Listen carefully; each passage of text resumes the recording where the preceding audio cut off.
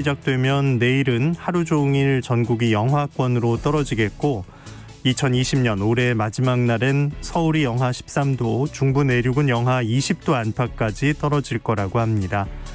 바람도 제법 강하게 불 거라서요. 체감 온도는 훨씬 더 낮게 느껴질 텐데요. 열을 넘는 추위가 예보된 가운데 서해안에는 이번 주와 다음 주 사이에 대설특보가 발표될 가능성도 있습니다. 농어촌에서 시설물 관리 미리 잘 해두시고요. 가축 피해 없도록 대비도 해두셔야겠습니다.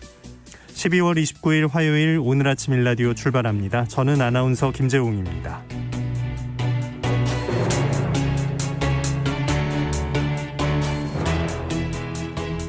오늘 아침 일라디오 여러분과 함께 만들어가는 시간입니다. 방송 들으시면서 단문은 50원, 장문은 100원 되는 유료 문자 샵 9730 이용하실 수 있고요. 유튜브에서 KBS 일라디오 공식 채널 검색해서 들어오시면 채팅창 마련되어 있으니까요. 거기에 참여하실 수 있습니다. 자, 오늘 화요일입니다. 매주 화요일 텃밭 가이드로 함께하고 있는데요. 도시 농부들의 궁금증을 오늘도 박영재 관장이 풀어드릴 테니까요. 평소에 텃밭 농사에서 어려웠던 점, 궁금증 있으셨다면 문자로 질문해 주시기 바랍니다. 자, 오늘도 퀴즈로 시작합니다. 세상의 모든 농수산물 퀴즈 새농퀴. 퀴즈 정답 맞춰주신 분들 가운데 추첨을 통해서 20분께 웰빙 혼합 잡곡 세트, 모바일 커피 교환권 등의 다양한 선물 마련하고 있습니다. 자, 이번 주 새농퀴 그 두 번째 힌트 지금 나갑니다.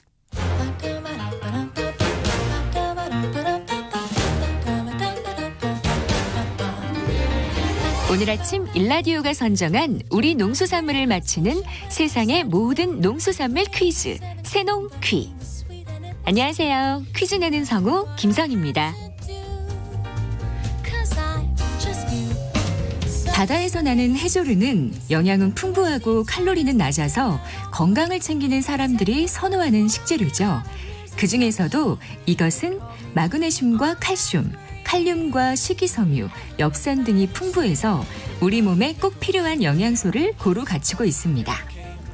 특히 이것에 많이 들어있는 미네랄은 우리 몸에서는 스스로 만들어낼 수 없기 때문에 자주 섭취해주는 것이 좋은데요. 몸에 좋다고 한 번에 너무 많이 먹으면 소화불량을 일으킬 수 있다니까 조금씩 자주 섭취하는 게 좋겠습니다. 요즘 맛있는 겨울무를 채 썰어서 이것과 같이 새콤하게 무치면 그야말로 밥도둑이 따로 없죠. 얼핏 봐서는 얇은 김처럼 보이기도 하지만 김 아니고요. 매생이처럼 보이기도 하지만 매생이가 훨씬 부드럽습니다. 추운 겨울이 제철인 이것은 무엇일까요? 단문 50원, 장문 100원이 드는 유료 문자 샵 9730으로 보내주세요. 20분께 행운의 선물을 드리겠습니다.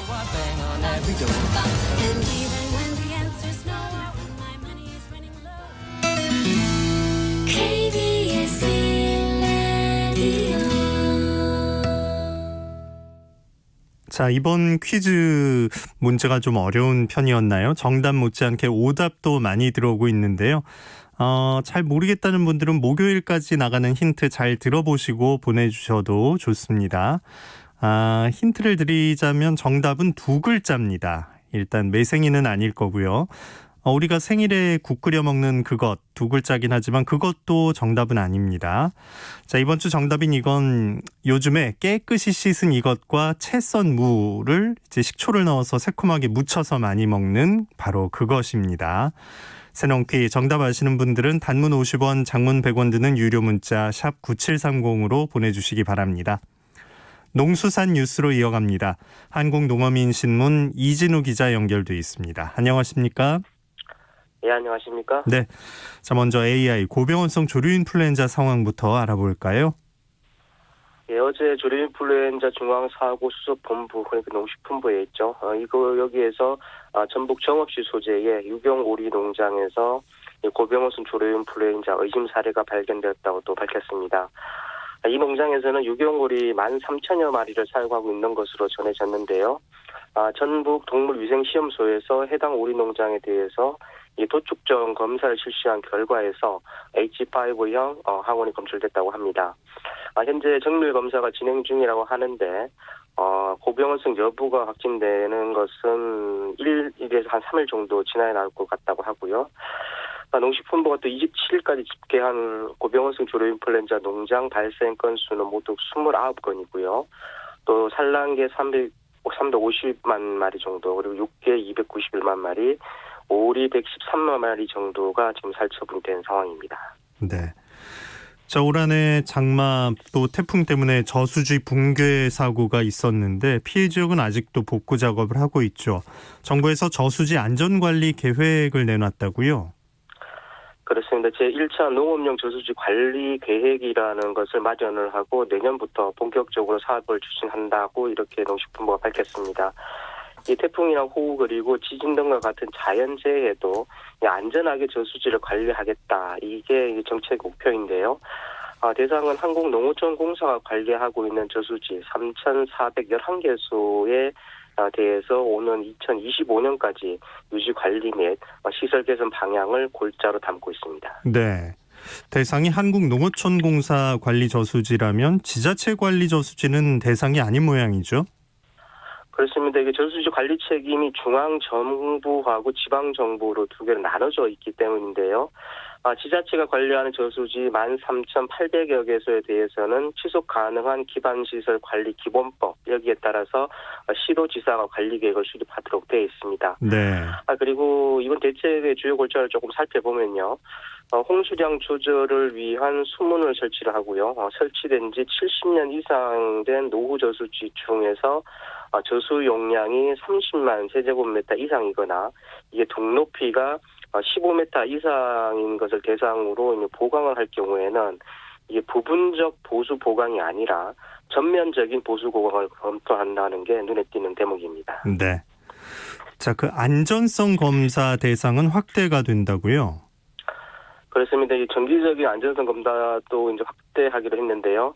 현행으로는 저수 용량이 30만 세제곱미터 이상인 저수지를 대상으로 5년 주기로 안전검사를 실시를 하고 있습니다. 그런데 이 대상을 확대해서 현행에 더해서 5에서 30만 세제곱미터의 저수 용량을 가진 저수지에 대해서도 10년 주기로 정밀 안전 진단을 실시하기로 했습니다. 이게 사실 소규모 저수지들이 또 축조된 지 좀 오래된 것들이 많기 때문에 안전에 더 취약하다는 지적이 있어 왔는데요. 이번 기회에 전반적인 점검을 좀 통해서 안전성을 좀 확보를 하고 저수지 붕괴나 아니면은 물노미로 인해서 수해가 더 이상 발생하는 일이 없었으면 좋겠습니다. 네. 자, 해양 쓰레기 문제 너무 심각한 상황인데 지금 우리나라는 사람 손길이 닿지 않는 섬도 많잖아요.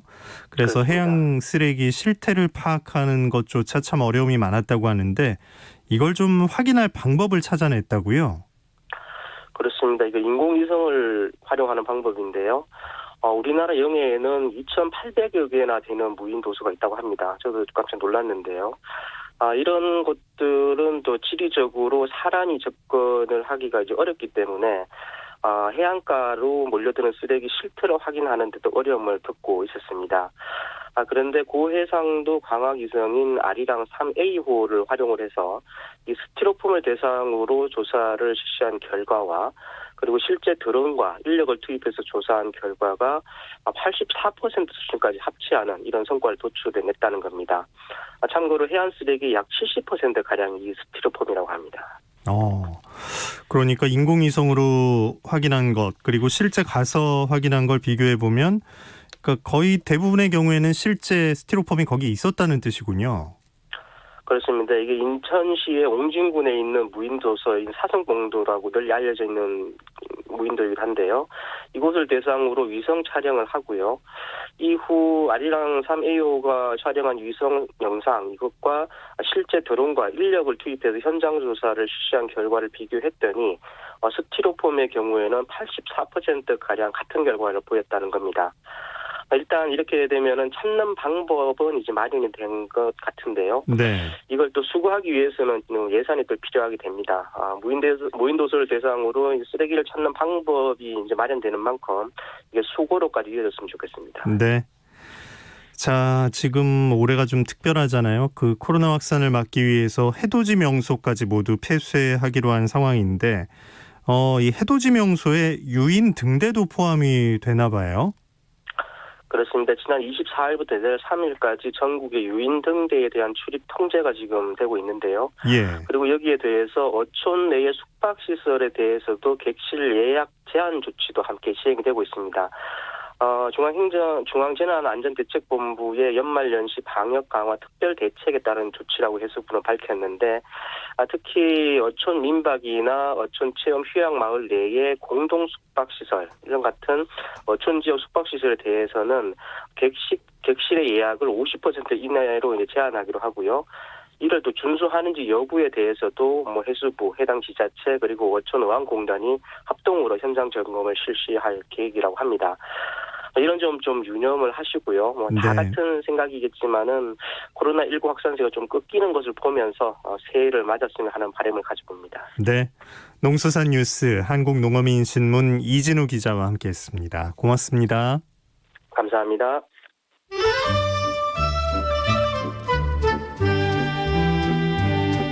아침을 깨우는 정겨운 이야기가 있습니다. 매주 월요일부터 토요일 오전 6시 15분 KBS 오늘 아침 일라디오.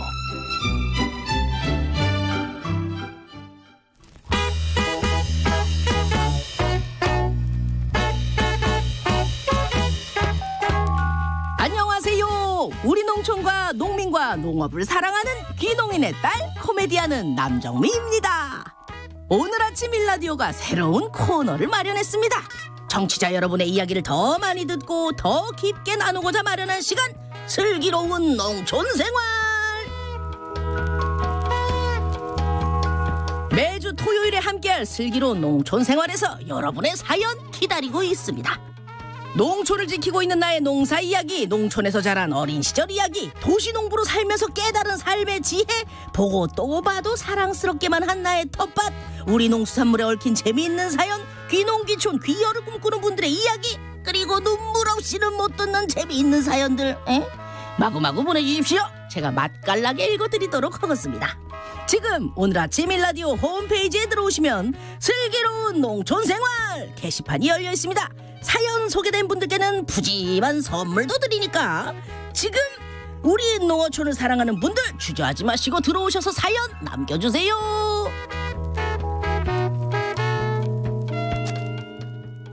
네, 슬기로운 농촌생활 여러분의 참여를 기다리고 있습니다.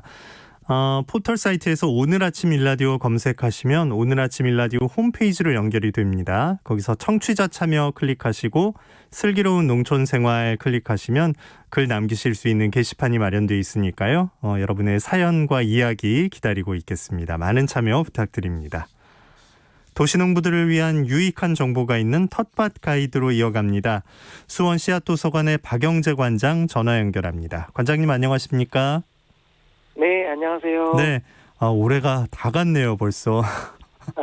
이번 주가 마지막 주라는 게 믿겨지질 않는데 올해가 진짜 바깥 활동을 되도록 좀 줄였던 한 해였잖아요. 그래서 오히려 식물 키우는 데 관심을 가지게 됐다는 분들이 많았는데 보는 것도 좋지만 이왕이면 좀 수확해서 먹을 수 있는 걸 키우면 좋겠다 싶어서 베란다 텃밭 같은 수준으로 시작한 분들도 많은데, 자, 이런 경험을 해본 분들이 내년에 텃밭 농사에 도전해보는 것도 참 좋을 것 같은데 어떨까요? 네, 저 역시 올해 그런 얘기를 많이 들었습니다. 예.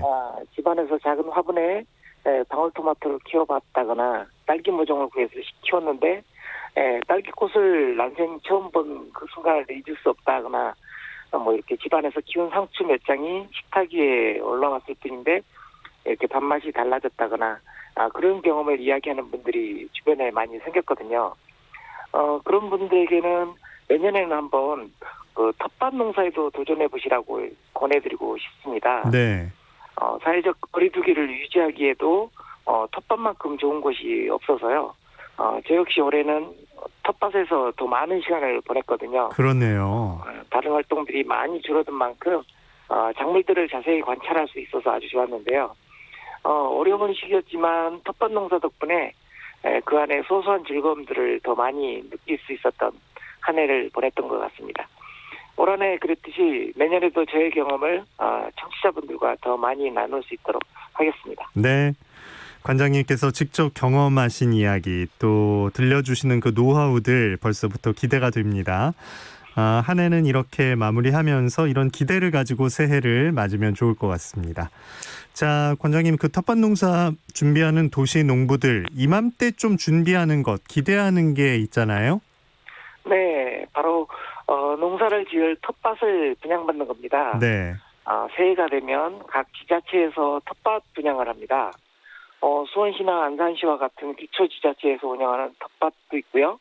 그다음에 경기도와 같이 광역단체에서 운영하는 텃밭도 분양이 시작이 됩니다. 지자체마다 조금씩 차이가 있긴 하지만 이렇게 지자체에서 운영하는 텃밭의 장점은 분양료가 비교적 저렴하다는 것이고요. 그리고 물이나 주차장, 화장실 등의 시설이 잘 되어 있습니다. 네.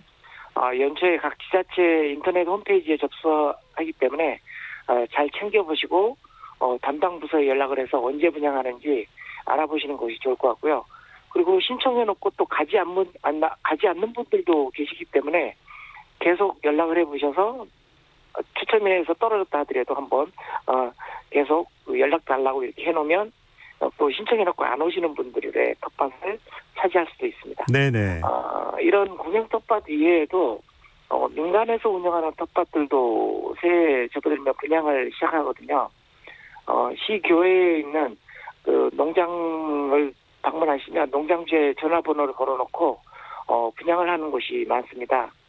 이런 경우에는 일일이 좀 발품을 팔으셔서 돌아다니셔서 전화번호를 메모했다가 연락을 해서 이렇게 분양을 받으시면 됩니다. 네.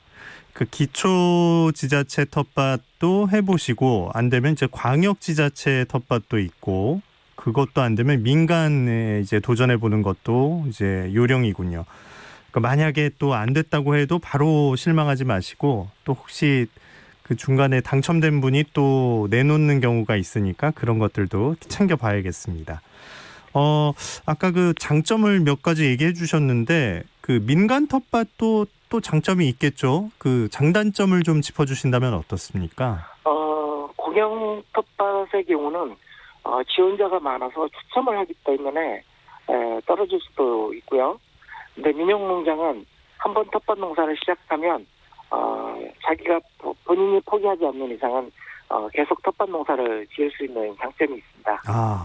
민간 텃밭은 그럼 그 공영보다는 돈이 좀 더 들어가는 편인가요?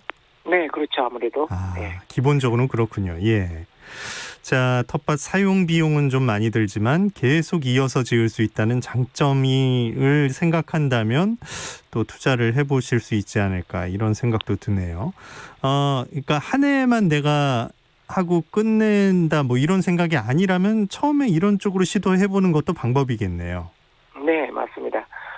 공영 텃밭은 도시농부학교와 같은 교육 프로그램을 병행하고 있기 때문에 이론과 실습을 텃밭에서 직접 할 수 있는 장점이 있고요. 그와 반면에 민영 텃밭은 그런 프로그램이 없기 때문에 텃밭 농사를 함께 짓는 분들 중에서 이웃 텃밭 중에서 잘하시는 분을 멘토 삼아서 함께 농사 지으시면 좋습니다. 그걸 고르는 것도 또 좀 행운이 되겠네요. 네. 함께 가서 배우거나 또 주위에 배울 분이 있거나 이런 것들도 고려 대상으로 좀 삼으시면 좋겠습니다.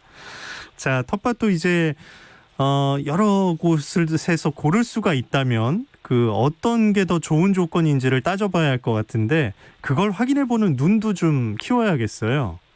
네. 주로 이제 교회에 있고 녹지가 이렇게 조성되어 있는 그런 텃밭을 많이 활용하게 되는데요. 네. 그래서 제가 텃밭을 고를 때면 만약 가운데 있는 중심 부분에 있는 텃밭보다는 변두리에 있는 텃밭을 좋아합니다. 예. 왜냐하면 주변에 변두리에 밭 주렁이라든지 이런 부분들을 잘 활용할 수 있기 때문이고 내가 또 키가 큰 작물을 키울 경우에 남한테 민폐를 끼치지 않는 그런 공간이 바로 변두리에 구성될 수 있기 때문에 그렇습니다. 네. 그러니까 한가운데로 들어가면 뭔가 제약이 좀 생기는 거군요.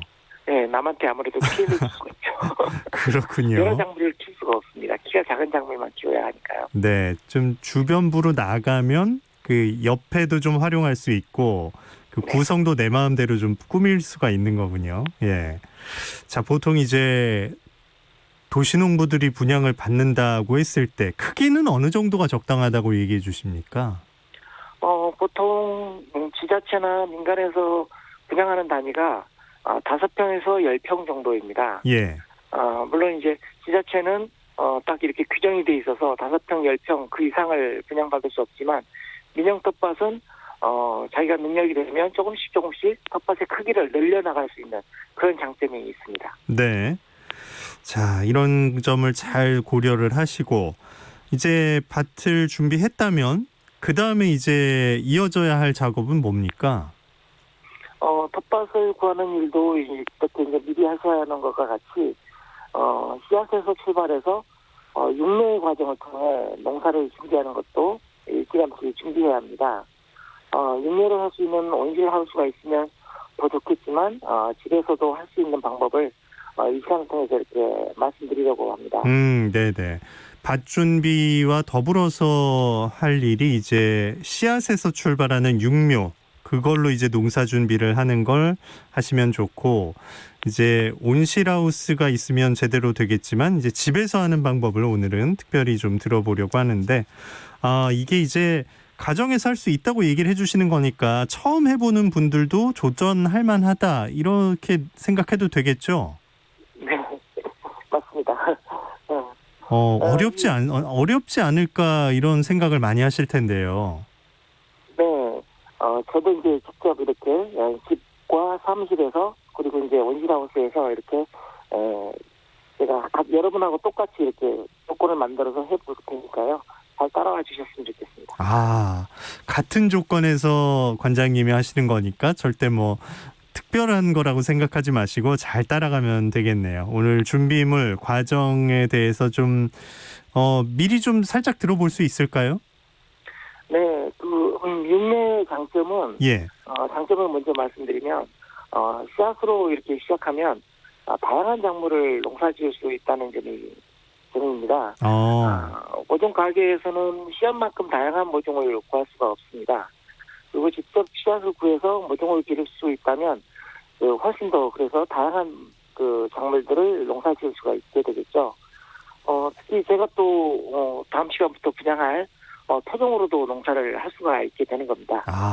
그러니까 모종 가게에 가면 좀 정해져 있는 품목이 있고 그게 또 토종도 아니기 때문에 씨앗으로 토종을 구해서 내가 기를 수도 있고 정말 다양한 그 모종보다 훨씬 다양한 씨앗으로 이제 작물을 농사 지을 수 있는 거군요. 경제적으로 따져봤을 때는 어떻습니까? 경제적으로도 모종을 직접 구입하는 것보다는 훨씬 경제적입니다. 더구나 모종을 길러 농사를 일찍 시작할 수 있고 그리고 모종을 지속적으로 이렇게 길러가면서 텃밭 농사를 병행하게 되면 수확량을 늘릴 수 있습니다. 이게 하지 않을 이유를 찾기가 오히려 더 어렵군요. 또 다른 장점은 뭐가 있을까요? 유기 친환경 농사를 할 수 있다는 것도 장점입니다. 시중에서 판매하는 모종은 친환경 모종이 아니기 때문에 직접 모종을 길러서 농사를 짓는다면 아무래도 출발부터 친환경 재배가 가능하겠죠. 그리고 이렇게 모종을 길러 놓으면 봄밭에 아무 때나 이렇게 정식할 수가 있어서 씨앗 파종 같은 경우는 시기를 놓치면 수확을 제때 할 수 없지만 모종은 그럴 위험을 덜어주게 됩니다. 그러니까 씨앗으로 모종을 만들어 놓고 밭에 옮겨 심는 걸 또 내 마음대로 할 수 있다는 것. 그러니까 씨앗이 이제 싹 틔우는 것도 보고 꽃이 피고 모든 기간을 볼 수 있다는 것도 참 큰 경험이고 의미 있는 일이겠어요. 네, 그렇죠. 씨앗에서 시작해서 새싹을 지나 수확물 그리고 다시 씨앗으로 이어지는 작물의 전체를 볼 수가 있게 되죠. 특히 어린 자녀를 두고 계신 분들이 텃밭 농사를 시작하는 경우가 많은데요. 이분들에게는 자녀 교육에도 아주 좋은 기회가 됩니다. 물론 지난 시간 청취자분의 질문에서 있었듯이 모든 채소들이 육묘 과정을 통해서 모종이 될 수 있는 것은 아닙니다. 당근, 무, 순무 등과 같은 뿌리 작물들은 씨앗으로 직접 파종해야 합니다. 이들 작물은 처음에 길게 나오는 뿌리가 비대해져서 뿌리 작물로 수확을 할 수가 있습니다. 이렇게 처음에 나온 뿌리가 육묘 과정에서 이렇게 다치거나 끊어지면 마치 인삼 같은 모양의 뿌리를 수확할 수 있게 되는 거죠. 네네.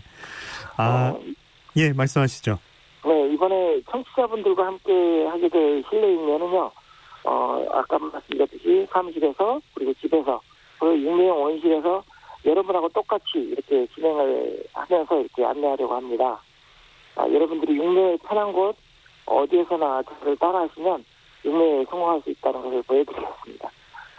그리고 우선 다음 시간에는 작물별로 발화하는 특징들에 대해서 한번 알아보는 시간도 갖겠습니다. 네.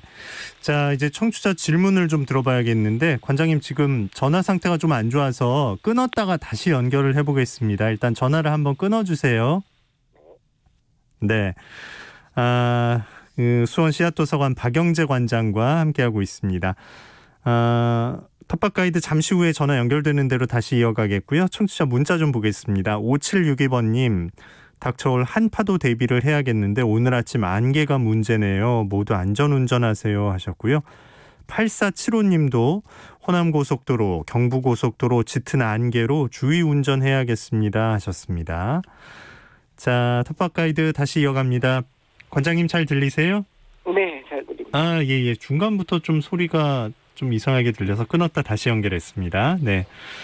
자, 7922번님께서 질문 주셨습니다. 관장님 말씀 들으니까 텃밭은 귀퉁이 쪽이 출입도 편하고 물도 가까워서 좋겠네요 하셨는데, 그런가요? 그런 장점도 있나요?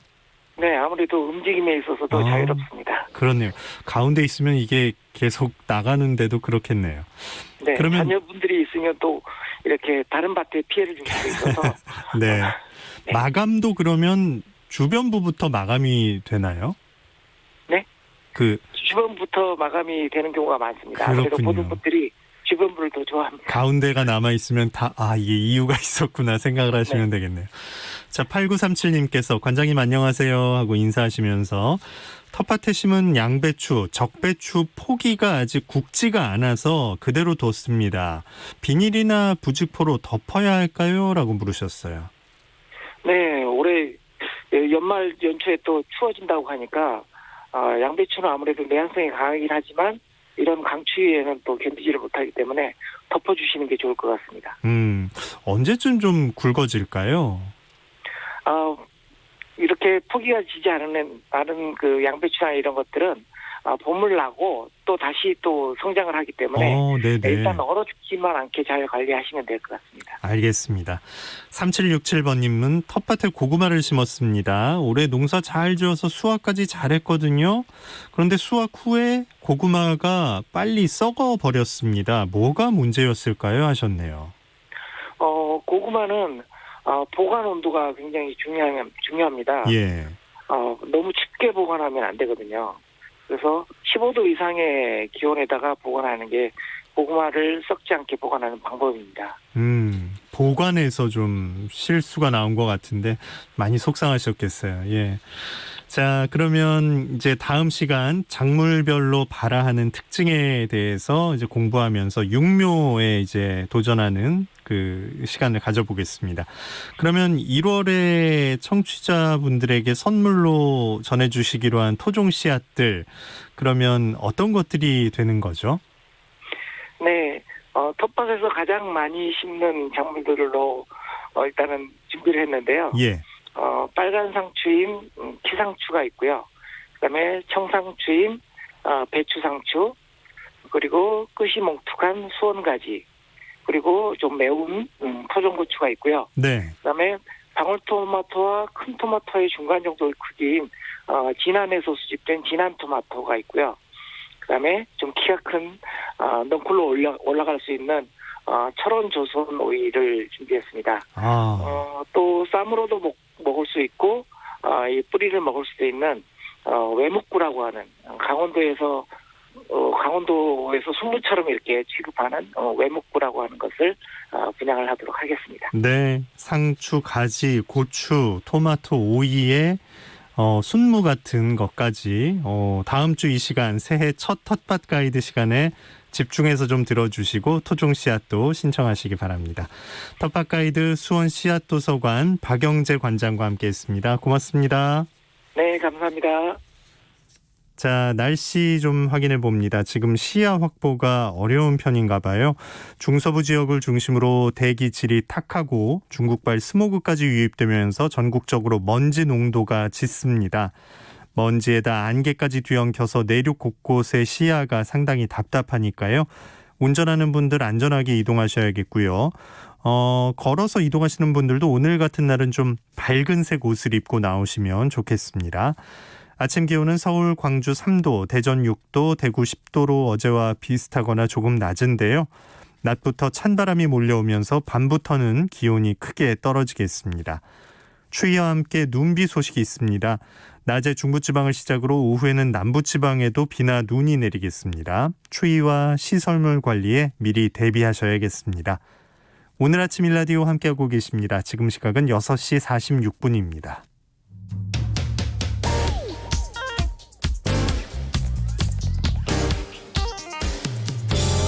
오늘 아침 뉴스 브리핑. 팩트체크 미디어 뉴스톱의 김준일 기자와 함께합니다. 안녕하십니까? 예, 안녕하세요. 네, 서울 동부구치소 상황을 봐야겠는데 확진자가 급증하면서 코로나19 확진자 수가 누적 700명이 넘었다고요? 예, 어제 하루에만 233명이 무더기로 쏟아져 나왔는데요. 동부구치소 확진자가 누적해서 748명이 됐고 직원, 가족 21명, 감염까지 포함을 하면은 총 769명이 관련해서 확진이 됐습니다. 그래서 전체 수용자가 30% 정도가 감염이 된 거고요. 단일 시설 내에는 최대 규모의 감염입니다. 문제는 이들 수감자들이 다인실에서 대부분 생활을 하는데 어제 확진 판정을 받은 이들 중에는 접촉자로 분류되지 않아서 일반 수용동에서 생활한 이들도 많이 있는 것으로 알려져 있어요. 그래서 지금 남아있는 확진 판정 안 받은 사람이 한 1,456명 정도 되는데 이들 중에서도 또 감염자가 무더기로 나올 수 있다. 이런 우려가 지금 커지고 있는 상황입니다. 네. 법무부는 345명의 확진자를 경북 북부 제2교도소, 소위 청송교도소라고 불리죠. 이쪽으로 이송을 했고요. 그리고 어제 0시 기준 확진자는 808명이었는데 오늘 발표에서는 동부구치소 확진자 급증으로 다시 1,000명이 넘을 것으로 지금 예상이 되고 있습니다. 예. 자, 지금 영국발 변이 바이러스가 국내로 들어온 건가 지금 이 걱정을 또 하고 있는데 국내에서 이게 전파가 됐을지 아니면 그 걸려온 사람으로 끝났을지 여기에 대한 궁금증이 높아지고 있는데요. 예. 어제 방역당국이 영국 런던에서 거주하던 일가족 4명 중 3명이 변이 바이러스에 감염됐다고 밝혔는데 지난 22일에 비행기를 타고 한국에 들어왔어요. 예. 근데 이들 중에서 이제 승무원이 당시 비행기에 있던 승무원이 12명, 그리고 승객이 62명입니다. 네, 승무원은 일단 전원 음성 판정을 받았는데 승객은 아직 지금 추적 중이거든요. 그래서 기내에서 전염됐을 가능성도 있다. 이렇게 정은경 방대본 본부장이 어제 브리핑을 했습니다. 그리고 이와는 별도로 지난 13일에 영국에서 입국한 80대 남성이 26일에 심정지로 사망을 했는데 사후에 검사를 해보니 코로나 양성 반응이 나왔는데 네. 이 남성의 가족 3명도 확정 판정을 받아서 지금 변이 바이러스에 걸렸는지 여부를 지금 검사 중에 있습니다. 정부는 영국발 항공편의 중단을 1월 7일까지 일주일간 연장하고 영국하고 남아프리카 공화국 입국자의 비자도 제한한다는 방침입니다. 지금 이 바이러스가 이 영국에서 시작된 변이 바이러스가 문제는 전파력이 매우 높다라는 거예요. 그래서 감염 재생산 지수가 0.4 이상 증가할 수 있다. 이런 분석이 나오고 있는데요. 특히 이제 가장 우려되는 것은 지금 나온 백신이 이 영국발 변이 바이러스에 듣느냐 안 듣느냐 이게 지금 가장 관심인데 현재까지는 백신의 효능에 영향을 주지는 않을 것으로 보고 있지만은 네네. 추가 연구가 필요하다. 이렇게 전문가들은 보고 있습니다. 예. 자, 문재인 대통령이 치료제를 언급했는데 이제 승인이 조만간 날 것으로 예상할 수 있을까요? 예. 어저께 문재인 대통령이 수석 보좌관 회의에서 이제 마지막 수석 보좌관 회의였는데 우리나라가 백신을 충분히 확보하지 못했거나 접종이 늦어질 것이라는 염려가 일각에 있는데 사실이 아니다라고 말을 했고요. 이어서 치료제 개발과 상용화에 빠르게 성공한다면 코로나 극복의 또 다른 길이 열릴 것이다. 그리고 방역, 백신, 치료 세 박자를 모두 갖춘 또 다른 모범 국가가 돼 세계에 기여하게 될 것이라고 이렇게 얘기를 했습니다. 또 이낙연 민주당 대표도 어제 최고위원 회의에서 국산 코로나 치료제의 조건부 사용 승인 신청이 내일 식약처, 그러니까 오늘이죠. 오늘 식약처에 접수돼 소정의 그 절차를 거쳐 1월 중에 승인 여부를 결정할 것으로 보인다라고 말을 했습니다. 네. 지금 언급되고 있는 코로나19 국산 치료제는 셀트리온의 항체 치료제 CT-P59인데요. 이상 투약까지 마치고 지금 안전성과 유효성 데이터를 분석해 왔습니다. 정부는 허가 심사 기간을 180일에서 40일로 단축을 하겠다라고 밝혔거든요. 그래서 빠르면은 1월 중에 사용을 할 수 있을 것으로 보이고요. 네. 다만 어제 셀트리온이 임직원에게 본인 및 가족 명의의 주식 거래 금지 명령을 내렸습니다. 왜냐하면은 일부 임원들, 부사장을 포함해서 일부 임원들이 주가가 오르니까 이미 시장에서 주식을 매도를 해가지고 차익을 실현해서 이게 논란이 좀 생겼거든요. 그래서 일각에서는 치료제 개발에 성공하면은 주가가 더 오를 텐데 지금 매도하는 것이 수상하다. 뭐 이런 반응도 나오고 있어서 어쨌든 좀 더 지켜봐야 될 것 같습니다. 나쁜 신호를 줄 수 있기 때문에 그 임직원 입장에서는 좀 단속을 할 필요도 있겠네요. 예. 예. 자, 공수처장 후보가 2명 이름이 나왔죠? 예. 어제 이제 6차 회의를 공수처장 후보 추천위원회가 열어서 2명으로 압축을 했는데 김진욱 헌법재판소 선임연구관 그리고 이건희 국민권익위 부위원장인데 각각 판사 출신, 검사 출신이에요. 그래서 좀 밸런스를 맞췄다 일부러 이런 얘기들이 나오고 있고요. 남은 절차는 추천위가 대통령에게 이제 서면 추천서를 송부를 합니다. 그러면 대통령이 둘 중 한 명을 지명을 하고 그러면 인사청문회가 열리고 통과를 하면은 임명을 하는 절차가 남았는데요. 네. 지금 뭐 여당이 과반을 넘기고 있기 때문에 인사청문회는 무난히 통과할 것이다 이렇게 보여집니다. 또 이제 관심이 모여지는 게 이미 사의를 표명한 추미애 법무부 장관의 거취 문제인데요. 대통령이 공수처장 지명을 완료를 하면은 이번 주 내에 교체될 수도 있다 이런 전망이 나오고 있습니다.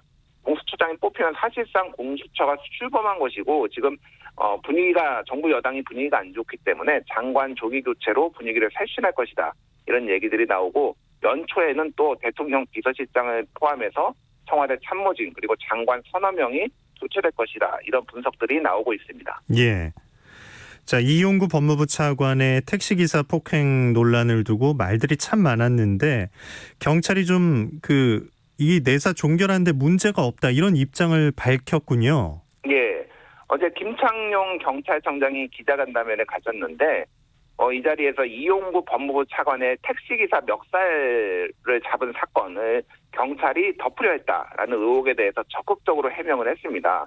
청와대에 보고된 것도 없고 경찰청에 서초서에서 처음에 이제 수사를 했는데 서울경찰청에 보고된 것도 없다라고 해서 일각에서 이제 청와대 지시를 받고 당시에 백운규 전 산업부 장관의 변호인이던 이용구 변호사의 폭행 사건을 내사 종결 처리한 것 아니냐 이런 의혹에 대해서 좀 선을 그은 거예요. 근데 문제는 이제 검찰이 이 사건에 대해서 주중에 다시 재수사를 지금 착수한다는 방침입니다. 이 조치가 내사 종결 조치가 적절했는지 여부를 좀 판단을 한다라는 건데 네. 결과적으로 보면은 이제 검찰과 정부 여당의 좀 갈등이 더 깊어지게 되는 계기가 또 하나가 더 생긴 게 아닌가 이런 얘기들이 나오고 있습니다. 예. 자, 우리 배달업체를 독일 기업이 가지고 있다는 걸 많이들 알고 계셨을 텐데 1등 기업을 인수하고 싶어서 또 그 가지고 있던 걸 판다라고 발표를 했네요. 예. 그 딜리버리 히어로라고 여기가 이제 독일 기업인데요. 여기서 배달의 민족을 인수를 하려고 했는데 이미 요기요라는 업계 2위, 그러니까 배달 앱 2위 업체를 가지고 있어요. 그래서 배달의 민족이 1위고 요기요가 2위인데 두 회사의 국내 배달앱 시장 점유율이 99.2%에 달합니다. 네. 그러니까 완전히 독점이죠. 그러니까 공정위가 배달의 민족 인수하려면은 요기요 팔아라 이렇게 얘기를 한 거예요. 독과점 문제가 있다라고 해서 조건부 승인을 해줬는데 그것에 대해서 결국은 딜리버리 히어로가 받아들이겠다 이렇게 어저께 발표를 한 겁니다. 그래서 6개월 안에 이제 요기요를 매각을 해야 되고요. 그리고 공정위는 매각 전까지 요기요 가치를 고스란히 보존하라라는 현상유지 명령을 내렸는데 그래서 음식점 수수료율을 변경할 수 없고요. 요기요가 이제 매각될 때까지 그리고 소비자에게 이전에 제공했던 프로모션 비용도 그대로 유지를 하는 조건으로 매각을 해야 됩니다. 네. 자, 코스피 얘기 마지막으로 들어볼까요? 예. 어제 코스피가 사상 최고치를 경신을 했는데 지난 24일 크리스마스 이브에 또 사상 최고치였거든요. 그래서 어제 다시 경신을 한 거죠. 그래서 2,808.60으로 거래를 마쳤습니다.